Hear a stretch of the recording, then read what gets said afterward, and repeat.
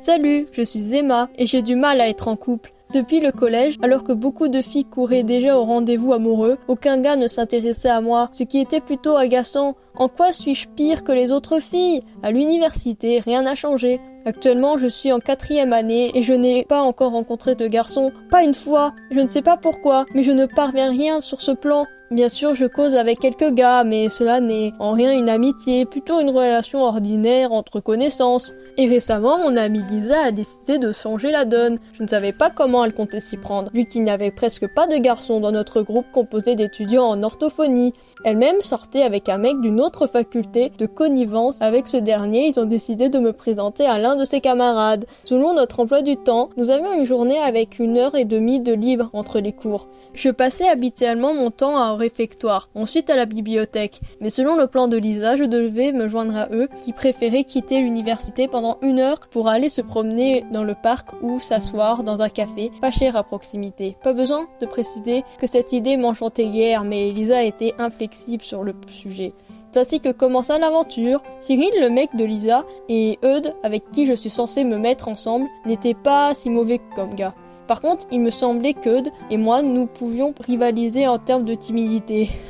Nous avions alors du mal à trouver les thèmes en commun et faisions tout pour rester loin l'un de l'autre. Mais afin de mieux discuter, Lisa et Cyril essayaient de temps en temps de nous introduire dans la discussion. À vrai dire, cela ne leur réussissait pas en tant que tel. Plus tard, ils ont eu la magnifique idée de faire un double rendez-vous. Il ne sert à rien de préciser qu'ils n'ont pas eu à nous demander notre avis à eux et à moi. Environ 4 heures avant la rencontre, Lisa n'a fait que de me tourmenter.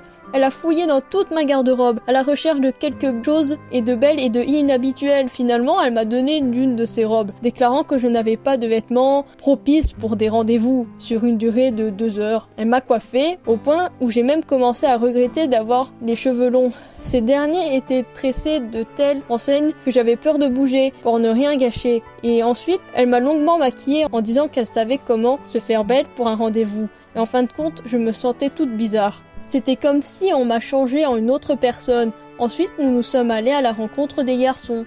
Et eux aussi sont également fait beaux. Cyril s'est immédiatement dirigé vers Lisa en lui tendant élégamment la main. Nous marchions alors 2 par 2, sans bien entendu souligner que le fait que des mois, nous ne tenions pas la main. Et le plus important, nous faisions de notre mieux pour regarder directions différentes. Au café, la conversation non plus n'était pas une réussite. Cyril et Lisa ont décidé de commander de l'alcool pour se détendre. Eh bien, c'est à ce moment-là qu'a commencé la partie la plus maladroite. Cyril et Lisa, qui étaient légèrement en état d'ébriété, ont commencé à flirter et se câliner. Oleg, tant qu'à lui, buvait silencieusement un verre. Et quand il était assez saoul, un lot de phrases significatives allait alors dans ma direction. Je ne savais pas comment les prendre, en bien ou en mal. À chaque goutte d'alcool, ces blagues devenaient de plus en plus indécentes, ce qui m'agaçait. Les amoureux du deuxième couple, de leur côté, étaient exclusivement concentrés l'un sur l'autre. J'ai alors essayé de changer de thème afin de rendre la conversation plus neutre. Quant à Eudes, il s'est brusquement rapproché, a commencé à m'embrasser et à me tapoter. Je ne pouvais plus supporter et je l'ai sévèrement repoussé,